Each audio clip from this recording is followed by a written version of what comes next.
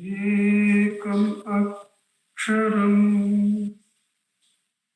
hrudi nirantaram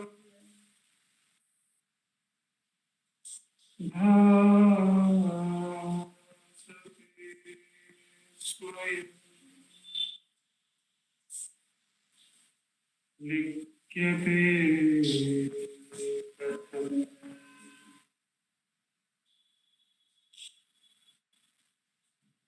hridaya kuhara madhye kevalam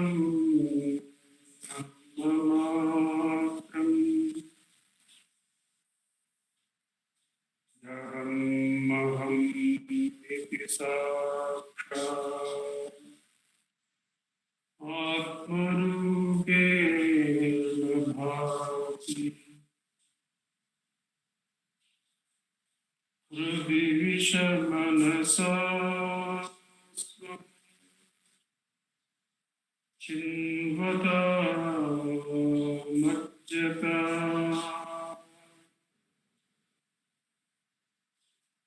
Avanachalanaro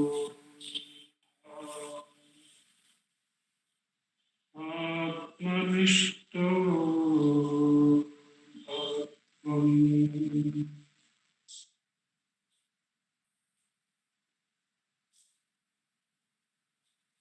Deham Maya Jadamukam Aham Buddhirnatasyastyato Naham Tattata Bhavashukti Samaya Siddharma Sadbha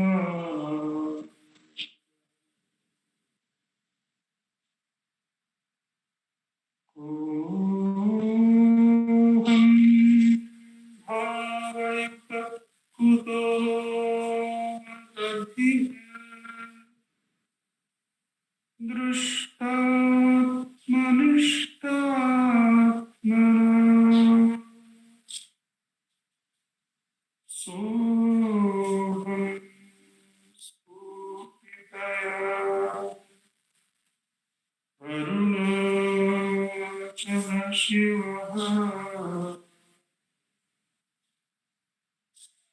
Purno Vibhati Swayam Soham Sputitaya Arunachala Shivaha Purno Vibhati Swayam.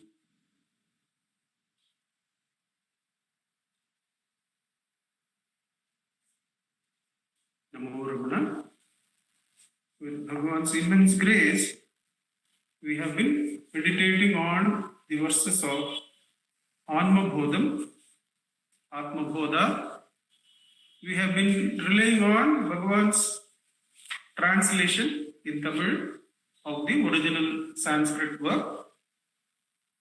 Today we are to take up verses 37, 38, 39 and 40. These bring us to the end of the Shravana Manana Nididhyasana segment. So it would be better to look at verse number 5, which refers to how the Jnanabhyasa will merge in the Jnanam. Kataka Renuva. Like how the impurities in the water, when dropped with substance like alum, it is Kataka powder. Then those impurities get attached to the molecules of the powder, and along with the impurities, the powder is also sedimented out. The Jnana Abhyasa also will drop out, will end in the Brahman. That is the import of these 4 verses. The indication to that was given in verse number 5. Ariyamayam kalakam arumuyir tuidam. Arivu pairchinalau arivum ahatri. Ariyamai aliyume neermasahatru tetram odipol. Podi oppai. Tetram podi is katakareduvat, the powder which is dropped in impure water. Why do we call it impure? The other substances are there. They are there as the suspended particles. And when we drop this powder, the powder gets attached with those substances and bring them down. And the water can be poured out. And the powder, alum or katakareduvat, that powder will be tetram podi, will be sedimented out along with the impurities. So, because in the earlier verse, Bhagavan would have said, Paramacharya would have said, Ariyamayal Maraivanadu pol Anma, Arave Ahdi Ekamadahi, Iraivai Ilagume Tanai, Iriyave Megam Ilagum Adittan Enave. Like the words of the Acharya are so powerful that in the purest sadhaka, just the listening to those words will remove the avarana and vikshepa, and like the sun revealing itself on the clouds dispersing, like that the Atma Surya will shine, was the verse. But then for some, the sadhana is required. That is jnana abhyasa. Now, jnana abhyasa is the duvida vasanas are there. Therefore, the Acharya also comes down and gives us the duvida sadhana. Lakshman Sharmaji says, when there is only one self and there is no knowing in that.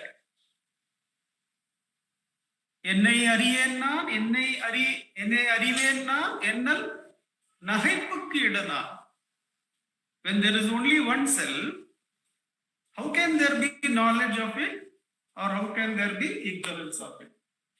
Which is what Bhagavan says, Kandavan evan ena karutinul nada, Kandavan inrida nindrathu kandel, Kandanan enrida karuthelavillai, Kandilan enrida karuthezhumar.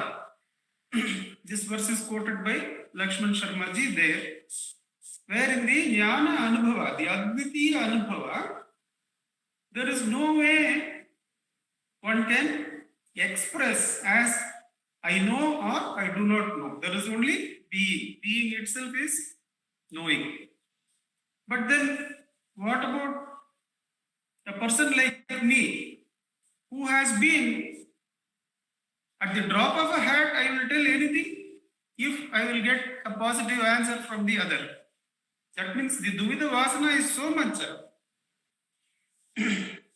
Before coming on to the practice of the speaking of truth and ethics, just to get the work done, whatever is convenient would be said. No, what happens? So out of compassion to persons like me, the Acharya has given the sadhana, the jnana abhyasa, which is purely in the Dvaita Bhavana, and that is what has been delineated from verse number 31 onwards so far. How it was delineated was, there was a Pitika, there was an introduction earlier saying that the only jnana abhyasa is to remove the 5 koshas, so that the Atma Surya can reveal itself. The entire jnana sadhana is only removal of the identity of the Atma with the Pancha koshas. And from verse 31 onwards, step by step, up to verse number 35, all the koshas were addressed. The body, the indriyas, the manas, the buddhi, all these were addressed one by one. And the sadhana was 2 steps. Reject that which is not Atma and hold on to Aham Brahmasmi. That is, reject that which is not true and hold on to that which is true. So there were 2 steps in the Jnana Abhyasa. That is to be done in Manana. You have, when the mind, the thoughts of the body, the feelings, emotions, the thoughts about which profession we are in, the thoughts about right and wrong, dharma, adharma, all these come, then they identify with various koshas. So we should deliberately do neti for that. This is not me. And hold on to one thought. What is that one thought? I am that Brahman. And in verse 36, it was the Brahman's nature was directly told to us. Edu nityam, shuddham, edu muktam, ekam, edu akanda inbu, irandilla, edu sattu chittu, anantamahum, tigara brahmam, vastuvan yam madi. So, in verse number 36, from the rejection of the untrue and the holding of the true was brought to what is the nature of Brahman. The nature of Brahman is Edu Nityam. So, what we should do? Any Anitya Vastu comes, we should remove that and hold Aham Brahmasmi, or I am that Nitya Vastu. Any Ashuddham comes, anything mortal comes, which we are aware of, and that awareness will keep improving with sadhana. Any mortal thought comes, then I am not this thought, I am the eternal. So in 5 verses, the sadhana, the jnana abhyasam of rejecting the untruth and holding was said. In 36, we were brought to what is the nature of our Atma Swarupa that was given. From now on, the rest 4 verses is something called as Nididhyasana or Dhyanam.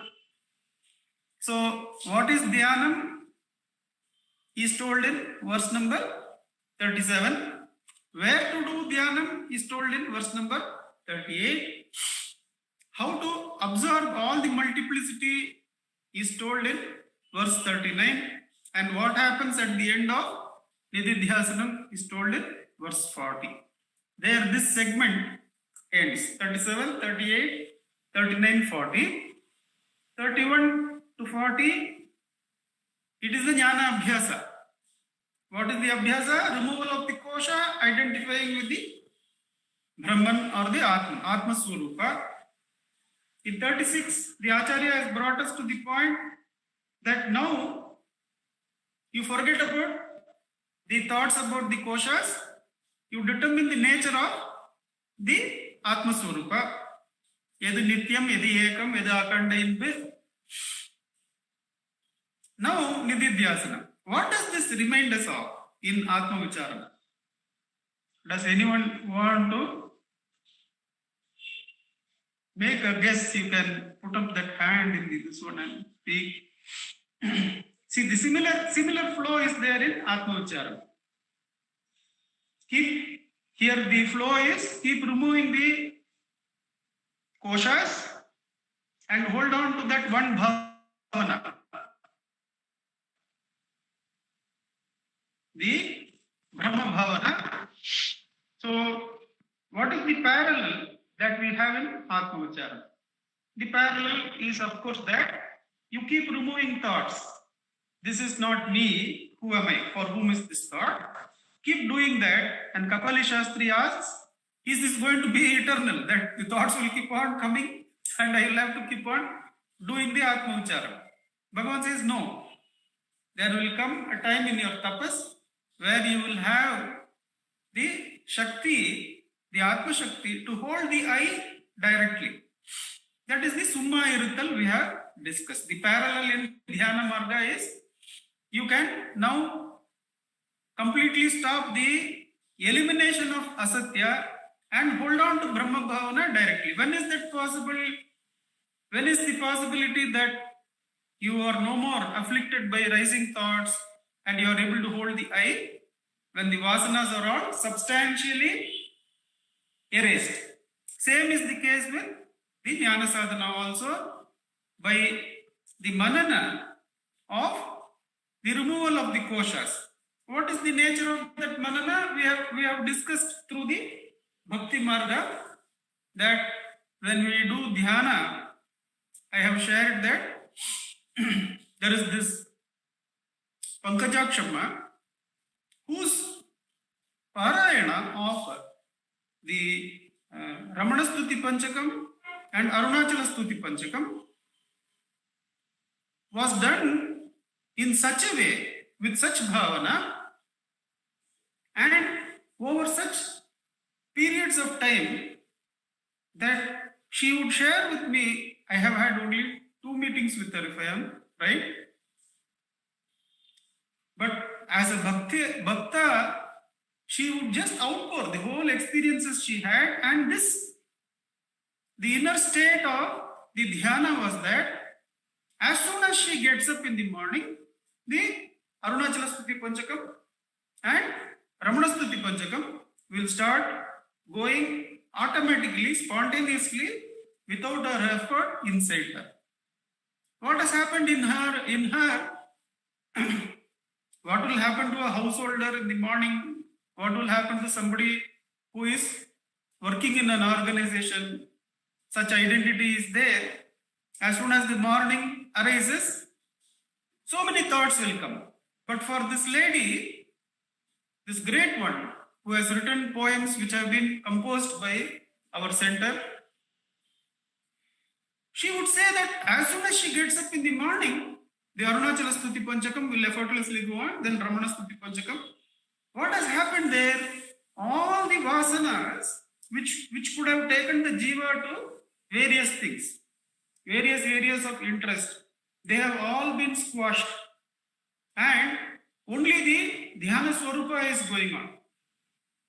That is what the nididhyasana state, that is what the summa irithal state comes. In these verses, slowly the Acharya has brought where we have rejected the koshas, anything related to the body. The manana is, this cannot be me. The body is not me. So if the thought comes, did I waste time in going to the vegetable shop few minutes back? That thought has to be erased, and I have to hold Brahma Bhavana. I am Brahman. Where is going and coming? All that is illusory. It is not real. It has not happened. I am the Brahman. In Atma Vicharam, what is the nature we have to do? When the thought about going to vegetable shop comes, the body has gone and come. But that's not me. The body is not me. So, for whom is this thought? Who am I? Is the sadhana. Then comes the stage where there is no thought. I have brought it deliberately. There is no thought about going to vegetable shop at all. I can directly hold the Brahma Bhavana. I can directly hold the I. There it is the Nididhyasana stage. And that is where the 37th verse has brought us.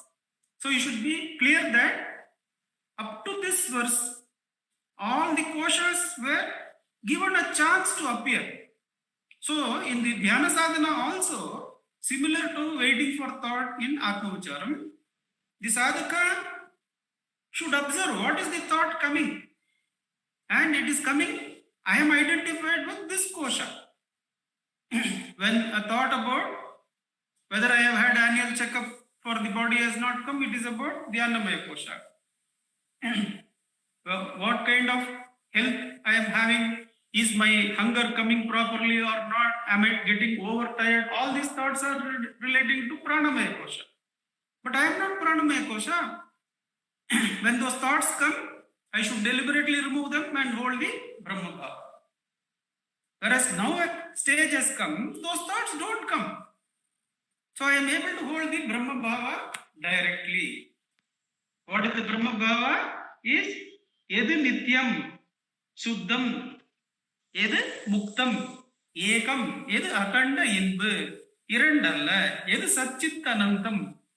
So there is only the Brahma Bhavana, and we have shared any one of these thoughts could be the dhyana that we may be having, but that will remove all the panchakoshas and now one thought is there. So no thoughts about the panchakoshas are arising. There is only Brahma Bhavana. It could be Suddham, it could be Akanda Inbu, it could be Nitya Muktam, it could be Satchitananda. That one only is held. The other thoughts have become so lean, so weak, that they have no opportunity to arise and hold the fort. So we have come to Eka Chintana, but as Duvida Bhavana. That is the objective.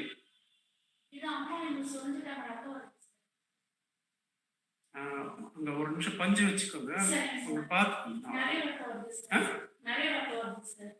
அப்படியா பிடிச்சி இழுத்துட்டாங்களா?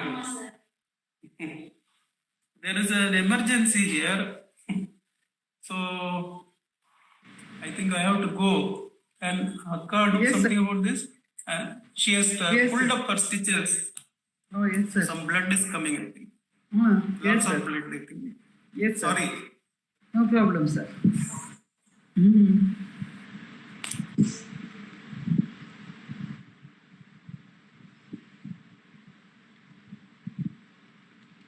Do any of you want to do some manana on this?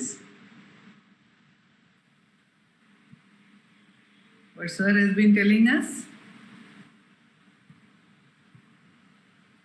Or shall we just close with the prayer?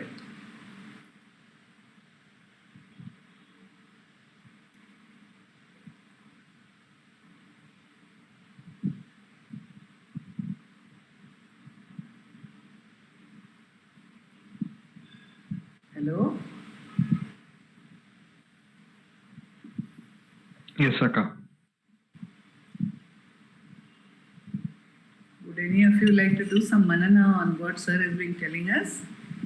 Yes, Akka, why don't you talk to us?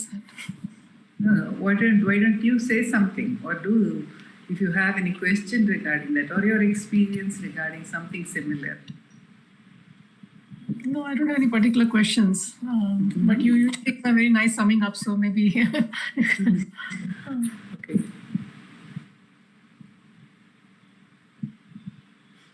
Yeah, so sir was actually telling us about last time. We can discuss that because he did not finish the thought about this time. But last time he told us, right? He told us about this, even now he was touching upon that. The thought, the Eka Chintana, which can help us, like this thought of Satchidananda, the thought of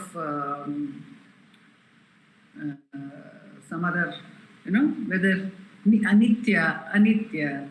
So these thoughts, we saw that these thoughts can be supports to self-inquiry.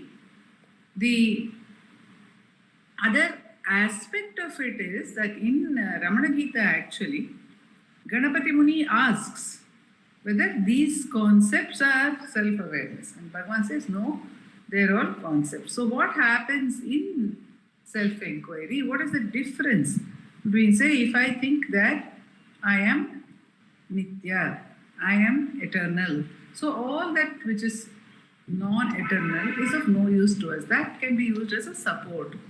For example, if we have the story of Nachiketas. I was thinking about it last time. When even if you take one aspect, that which is eternal, that which is not eternal. So we have the story of Nachiketas, and Nachiketas, as many of us may know, went to the doorstep of Yama, sent there by his father, and he was seated there. He waited for Yama for 3 days and 3 nights. So when Yamadharmaraja came back, he felt very remorseful about this and having made this young boy wait. And he said, you can ask for boons. Now the boy first asked for his father, for the goodness to come to his father, all good to accrue to his father. And finally he asks him for the secret behind death. What is the meaning of Kala? The question which Bhagavan asked and which Bhagavan puts as a poem when he wrote as a prayer to Arunachala for his mother's recovery, he poses the question, Arayit Kalanume Yar. What is time is scrutinized. So this question of who is time or what is time, this was posed by Nachiketas to time himself directly. And Yamadharmaraja told this young boy, he said, don't ask me this question. Don't ask for this boon to know what is the secret of time. Instead, I will give you all the wealth that you could ever imagine. I will give you fulfill every desire of yours. So, what happens? Nachiketas says, at the end of it, where do I have to go? These are not endless, right? Every desire, every fulfillment that you may offer to me, it is not going to be endless. There will be an end to it. And after that end, where do I have to come? I have to come to your doorstep. Ultimately, I have to come to your doorstep. The concept that it is anitya. That was the concept which Nachiketas held. That one concept was enough to take him to the source. He wanted to know what is the secret. What is it that is eternal? I'm not interested in anything that is temporal, anything that is temporary. I'm not interested in any of these things. I'm not interested in the anitya. That is his understanding as a young child. So if we also hold on to that, if we want to get back to the self, every time a thought arises, we know very well that thoughts pertain to temporal objects, temporal experiences. The best of experiences may come, they will go away. The worst of experiences also come, they will go away. Very often in our lives, we are so occupied with the immediate. We are so occupied with the immediate difficulties that we are facing, the immediate problems that we are facing. So we wish that this problem should go away. This situation should change. But how many such situations would have changed in our lives? We would have faced difficulties numberless times. And we would have gotten out of difficulties numberless times. Has that made any real difference to our lives? Not really, because the next difficulty comes. And when the next difficulty comes, we want to get out of that difficulty. We do not remember that the answers are all anitya. So if we hold on to the fact that the self alone is nitya, then every time anything comes which draws our mind or attention externally, we will be able to turn within by applying this yardstick. The yardstick that, oh, this is only temporal, I am not interested in it. This is endless. The process is endless. It's just not the answer for me, because there is no answer. Not only my life, I can see people all around me. Everyone is sailing in the same boat. One problem finishes, another problem. A little bit comes in between, some period of peace or calm is there. Swami Dayananda Saraswati, we have heard him when we were young children, he used to say, Dukhi, Dukhi, Dukhi, Dukhi, Dukhi, Sukhi, Dukhi, Dukhi, Dukhi. This is the plight of the human being, he would say. And there is the Vedantic story of a man who has fallen into an abandoned well and he's hanging on to some overhanging roots, and those roots are being chewed. The base of that tree, that bough which he's hanging on to, is being chewed by two rats or two mice, one white and one black, and at the bottom is a serpent if he falls down, and above him, even if he manages to come out, is a tiger waiting to eat him up.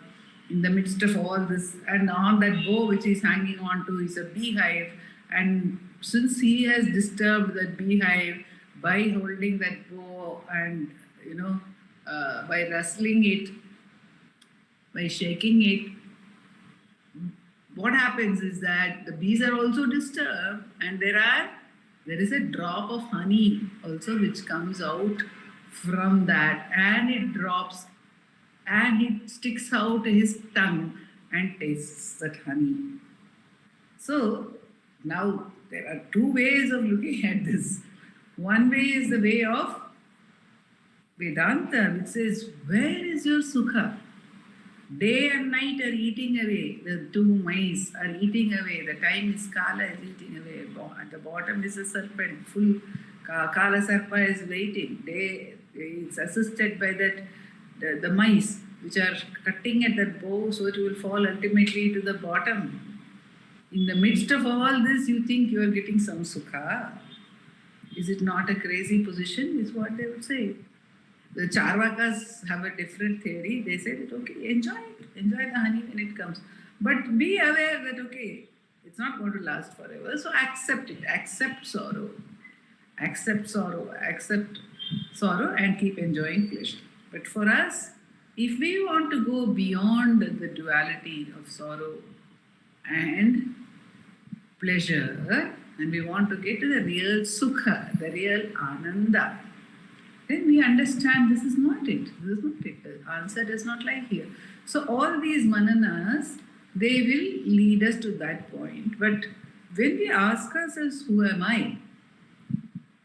We get to the source of the one who is doing this manana also.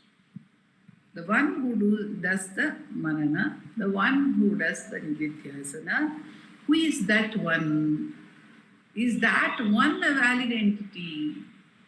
That is a question which we ask ourselves in who am I? And that's where Bhagavan takes us.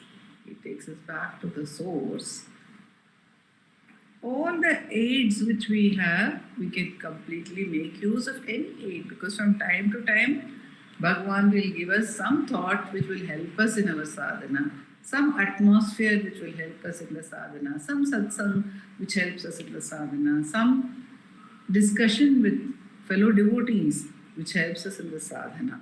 However, nothing is equal to abiding in the self, which happens through the question, who am I? Because everything else, every other aid is for this entity. The sadhana itself is for this entity. So when this entity has to be questioned and one has to go to the source of this entity, that's what Bhagavan tells us. So when we take all these beautiful ideas which come to us from Atma bodham or anywhere, whichever idea, even the wonder of self-enquiry itself is a thought.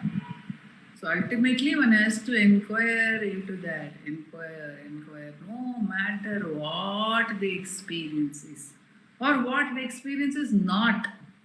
No matter even if we are not having some good experiences, no matter even if we are having some difficult experiences, no matter even if the mind is not behaving itself as we would like it to behave, it may be dull or it may be agitated, but the question, who am I, helps us to understand that all this behavior of the mind is just thought.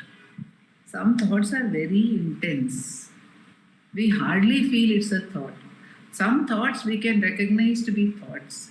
Sometimes when the experience, the thought is, if it is fear or it is pain or anxiety, those are very intense thoughts. They almost feel as if they are entities who have taken hold of us. But they are also thoughts. That's the beauty of Bhagavan's teaching, that even those are thoughts and we can go to their source And of course, Bhagwan's grace is always there with us, supporting the inquiry, supporting. It is the one which reveals. When we listen to something, it is the one which reveals the meaning of those words. It is the one which makes us, which enables us to put those words into practice. And it is, of course, the very self which these sadhanas lead us to. Om Namo Bhagavate Namo Ramanat, everyone.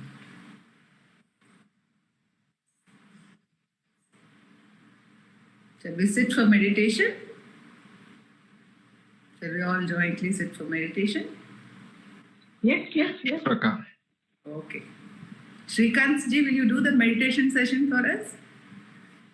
Can you do, or you're outside?